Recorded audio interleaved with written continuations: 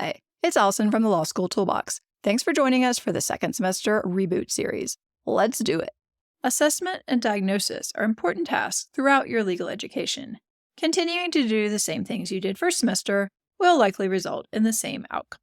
If you're not happy with your first semester results, it's critical to identify areas for improvement so you can focus your energy appropriately and get better results in the future. And yes, improvement is definitely possible.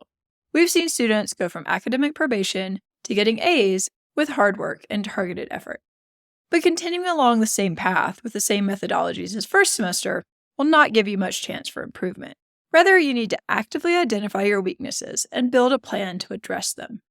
In this module, we'll help you start to figure out what happened first semester so you can begin making a plan for success in the future. Generally speaking, there are two ways to diagnose your weak areas. First is by way of a detailed, honest self-assessment, which you will do first. If you have access to your exam answers, you'll also want to evaluate these, looking for trends. Second is by getting assistance from an outside source. For the purposes of this module, your primary outside source will be your professors. If possible, you'll need to go talk to each one about your exam performance, looking for areas of improvement. Both this self-evaluation and outside feedback steps are necessary for a thorough diagnosis. So yes, you do have to go talk to your professors, intimidating though that may be. But don't worry, most are willing to help and will walk you through what to talk about. So why do you need to do a self-evaluation? There are a few reasons. One, only you know how you really prepared for exams. It's important to critically evaluate what you did and how it worked so you can make the changes needed to improve your results this semester. Two, it's important to carefully evaluate your exam answers to the extent you can get them, so that you can start to learn what a really good answer looks like and see how your own work might be falling short. We'll give you a detailed outline to use when reviewing your answers, so you'll know what to look for. Finally, it's useful to look for areas where your self-perception of your abilities doesn't actually match reality. For example, if you think you're great at issue spotting, but your reason for not doing as well as you hoped on your finals is that you struggled to find all the issues, your strategic plan needs to address that dissonance.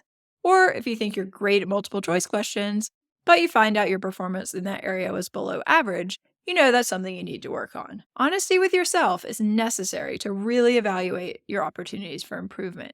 So we've provided a self-evaluation for you to work on. The types of questions on the self-evaluation are those that you must answer honestly if you really want to see improvement. Nobody does their first semester of law school perfectly, and there's no shame in answering these questions. If you didn't study as much as you could have, own that. If you didn't put in the work you should have or didn't start early enough in the semester, own it. Being in denial about your work habits will only cause you to repeat your mistakes from the first semester. This honest self-assessment of your preparation will help you later when you're designing your strategic plan for success. Now, if you have access to any or all of your exam answers, you want to carefully examine these and compare them to the model answer. Again, you'll find a checklist to help you do this. And again, it's important to be honest about your performance. No one but you will ever see your responses, so really dig in and look for areas of improvement. Of course, realizing you missed issues or didn't raise important counterarguments is never pleasant, but it's a necessary step on the road to better results. Now, most students are willing to do a self-evaluation. It's the next step that really causes angst, talking to your professors. So let's talk about why this is useful. Well, first off, they're the ones giving you a grade, so their opinion ultimately really matters. Talking to several professors can also help you identify patterns. For example, if every professor tells you that your answers are too conclusory, you know that's something you need to work on.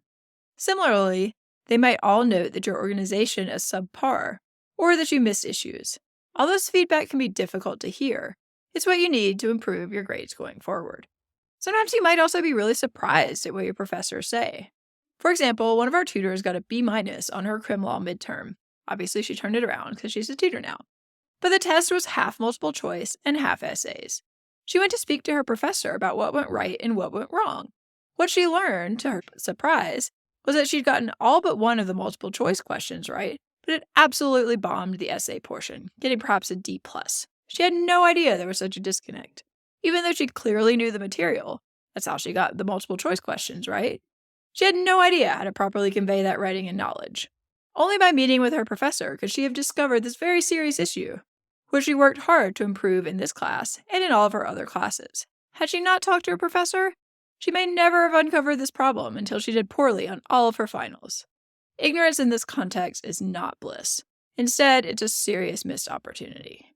So let's talk about how to set up a meeting with your professors. On a practical note, we recommend emailing your professor to set up a time to go over your exam answer in the first weeks of the semester. If you have access to your own answers, be sure you've reviewed them carefully, in conjunction with the model answer before you go to the meeting. Now let's talk about what to ask your professors when you talk with them. Thanks for watching, and please subscribe. Hit us up at lawschooltoolbox.com to find out more about our one-on-one tutoring help.